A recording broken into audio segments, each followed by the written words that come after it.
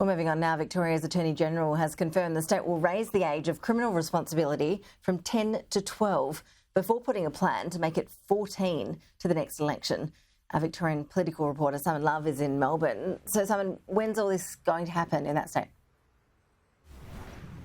Well, Ash, by the end of next year, the Victorian government intends to ensure that those under the age of 12 that commit crimes do not go to jail, and there'll be a further plan to raise the age of criminal responsibility in Victoria to 14, but that won't be until 2027, so it will be up to the Victorian people to decide if they agree with that intention that was agreed to by Victorian Cabinet ministers on Monday. Already this move and the timing has already been slammed by the Victorian Aboriginal Legal Service, the Human Rights Law Centre and a number of other critics, saying it doesn't go far enough, that the move must be to the age of 14.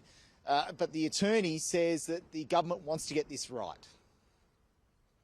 I am very concerned that if you raised it too quickly, you are going to have unintended consequences. You're going to have kids falling through the gap and you're going to have a waiting list.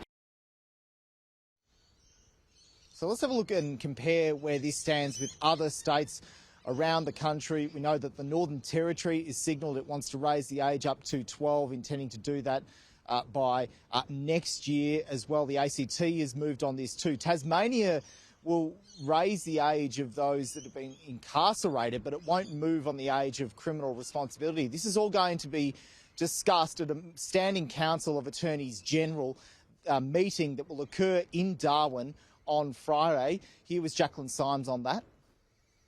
We would prefer this to be a national approach, and it was a really significant move to have all states and territories agree to a policy position of progressing to 12.